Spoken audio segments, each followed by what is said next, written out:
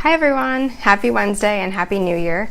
I got some new equipment to do my videos with for Christmas, so I'm trying them out, and unfortunately I was having some issues with the technology before I was able to record this, so hopefully everything goes smoothly now, and hopefully my little one won't wake up before I'm done with this, because I was hoping to start a little bit earlier. But anyway, let me know if the sound and the lighting looks better. And sorry, this video is vertical. I try to do it horizontal, and for some reason sometimes Facebook lets me, and sometimes it tells me that I need to rotate my phone, or I don't know. Anyway, I'm Susie Leachy. I'm a certified health coach specializing in women's health. In particular, I help women boost their fertility and balance their hormones. So I took a little break the past couple weeks for the holidays, and I hope that you were able to take some time off to enjoy the holidays with your loved ones as well. But I'm happy to be back and recording another video. And I know that top of mind in the beginning of January, at the start of a new year, is New Year's resolutions, right? We're hearing about these all the time. And I know some people love them, some people hate them. But for those of you who like making resolutions, I'm going to talk today about how to make resolutions that stick. And even if you really don't like making resolutions, I'm going to offer some alternatives that you might be interested in thinking about and perhaps implementing in your own life at the start of the year. So as I go through, if you have any questions, feel free to let me know. I will answer them. And if you catch the replay and have questions, also let me know, and I'd be happy to get back to you. So my first recommendation when making New Year's resolutions is to make what's called SMART resolutions. So SMART is an acronym. If you're in the business world, or if you have been in the past, or even if you're not, you may have heard this acronym before. But when you're setting goals or making resolutions, you want them to be specific, so that's the S, measurable, that's the M, attainable, that's the A, relevant, that's the R, and T, time-based, that would be the T. So I've seen some different variations of this with slightly different wording, but we'll go with those terms just for the sake of this discussion today. So first, like I said, you want your resolutions or your goals to be specific. So don't make your resolution something too general, like, I want to get healthy, or I want to feel better in 2019. Those statements may be true, and they may be things that you really want to achieve, but they're just not specific enough for you to actually take action and zone in on what you need to do to get there. So instead, make them something more specific. Like, you might want to start with, I will get my cycle regulated. You may even want to specify what that means for you, such as, I will get my cycle to between 25 and 35 days with at least a 12-day luteal phase. Or your resolution or goal might start with, I will reverse my PCOS symptoms of acne and unwanted hair growth. So you want them to be very specific. Next is the M in SMART, so that would be measurable. So how are you going to know that you are achieving your goal or sticking to your resolution? It has to be something that you can actually measure or quantify in some way. So in my first example of wanting to regulate my cycle, maybe that's my goal, one of my goals or resolutions for the year, I could easily measure that by tracking my cycle in an app, maybe Kindara, that's the app that I like and use, and then looking at the number of days per cycle and the length of my luteal phase, so I could measure it that way. In my second example of wanting to reverse my PCOS symptoms of unwanted hair growth and acne, I can measure that by maybe taking photos of my skin and tracking my progress that way. So it should be a goal that you can track or measure, so you can see if you're actually reaching it. So the A in SMART goals or resolutions is attainable.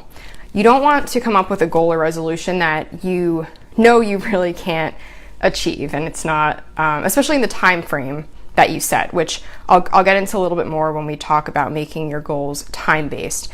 But in my two examples that I gave previously, you don't want to say, for instance, that you're going to regulate your cycle or reverse your PCOS symptoms by the end of January, because that just doesn't make sense.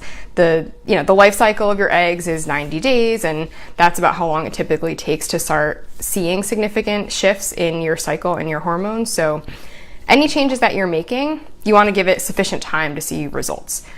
It's also helpful when we're talking about making your goals attainable to specify how you're going to achieve them. And I'll go into a little bit more detail on that later on. But for now, let's move on to the R, which is realistic. So this is, in my mind, this is kind of similar to attainable, but basically you want to make resolutions that are realistic, not something like, I'm going to get pregnant with twins on January 15th. Obviously, that's not super realistic for most of us. Maybe it's somewhat realistic if you happen to be getting IVF that day and you're getting at least 2 embryos transferred or something like that. But even still, the outcome is not entirely in your control at that point, and it's just not super realistic to have that be your 2019 resolution. So speaking of resolutions around getting pregnant, I do want to touch on this because helping women get pregnant is my favorite and most rewarding thing that I do as a health coach. And I do believe that almost every woman in her childbearing years can get pregnant. But I don't really like to see women set goals or resolutions to get pregnant in a certain time frame, because I think it puts too much pressure on them and takes the focus off of making the necessary changes in their nutrition and lifestyle that they need in order to get healthy, get their cycles regulated, and understand when and how to try to conceive, etc. So speaking as someone who actually has made it my New Year's resolution in the past to get pregnant, I really don't recommend that, even if deep down that is your goal and your desire. So I would say in that instance something more like, I will regulate my cycle by implementing the necessary changes that I know I need to make in my nutrition and my stress management. Or I will get my period back by eating more and exercising less. That would be for someone who has had or has hypothalamic amenorrhea, for example. Or I will learn about my cycle and how to track it and how to use ovulation predictor kits or OPKs to determine the ideal time to try to conceive. So those are just examples. That obviously depends on your situation, but basically your goal or resolution should be more focused on the steps that you actually need to take to get your body into a state where it's healthy enough to get pregnant and carry a baby to term. That's just kind of my personal thought and recommendation on that, so take it as you will. That also gets me back to what I mentioned when we talk about how to make your goals attainable. It's helpful to specify how you're going to actually achieve your goals. What's your plan? So like I said, as an example, getting your period back by eating more and exercising less. So again, that would be a good goal for someone who has hypothalamic amenorrhea or HA. If you don't know what that is, you can check out my video, What is HA? Side note. But I just wanted to kind of touch on that for women out there who are hoping to conceive in 2019.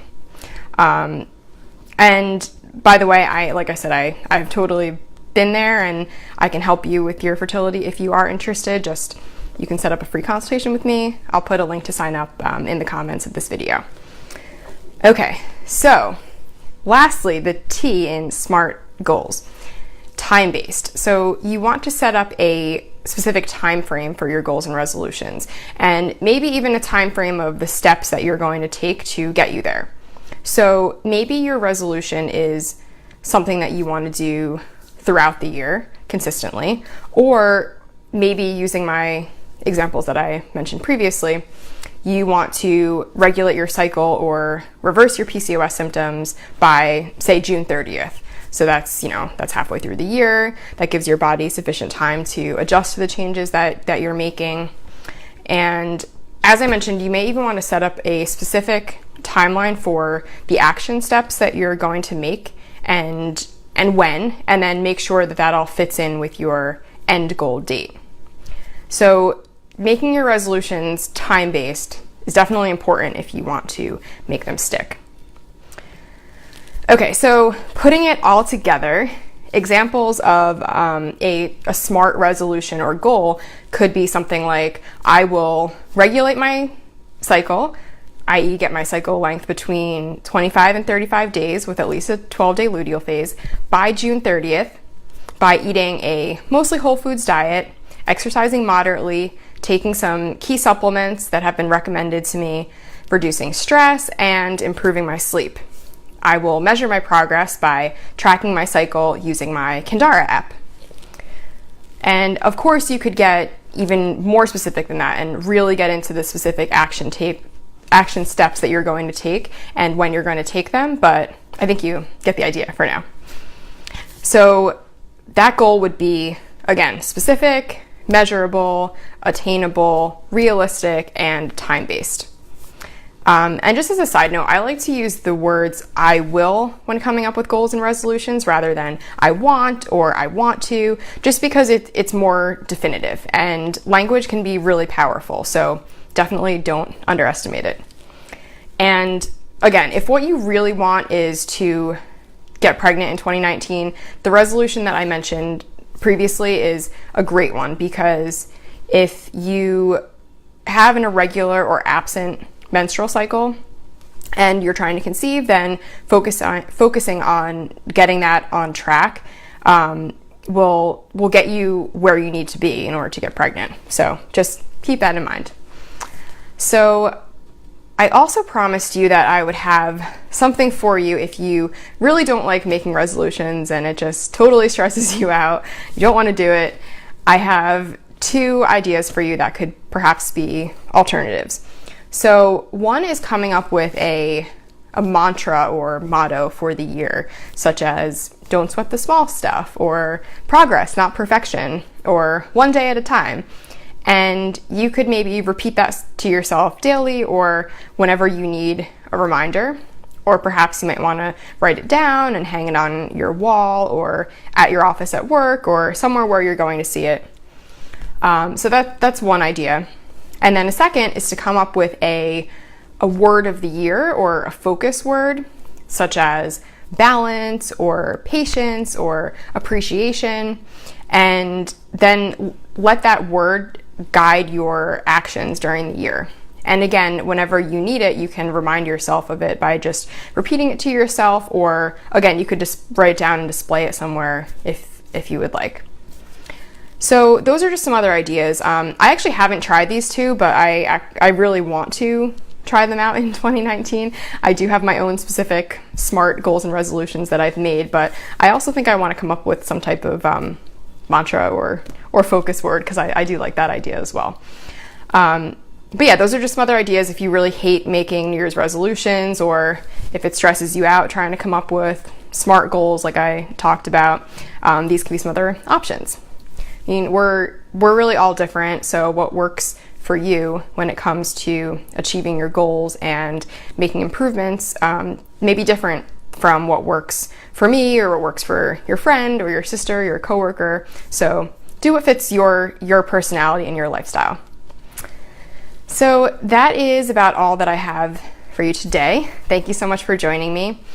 And please don't hesitate to reach out to me if you have any questions on making resolutions that stick or fertility in general. As I mentioned, I do offer free consultations for those who want to get some help, especially if you're trying to regulate your cycle so that you can get pregnant. That's really my specialty and what I love doing the most. And if you are interested in that or know someone who is, I do offer free, no pressure, no commitment consultations. They're usually about half an hour long. We just get on the phone and chat about what's going on for you, how I can help you, and decide whether we want to work together. So again, I will post a link to sign up for a consultation in the comments of this video. And I also have a private Facebook group called Hormone Balancing, Fertility, and Beyond. So if you are interested in this type of content and you're not already a member, I invite you to join us over there. I'll post a link to the group in the comments of this video as well. I also have a free guide on my website with my top 5 tips for healthy hormones to help you boost your fertility. So that's a great place to get started.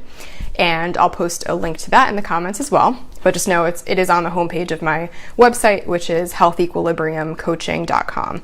Put in your name and email and you will get access to that free guide, and you'll also be notified when I have new videos up. Right now I am doing videos every week. Again, I took a little break for the holidays, but I'm back doing videos every Wednesday. So if you want to be notified when I post new videos, just send me your email address and I'll add you to my mailing list. Or again, put your name and email on the homepage of my website and you'll get added to the mailing list, as well as get my free guide for healthy hormones. I also recently started posting these videos on a YouTube channel, so I'll post a link to my channel.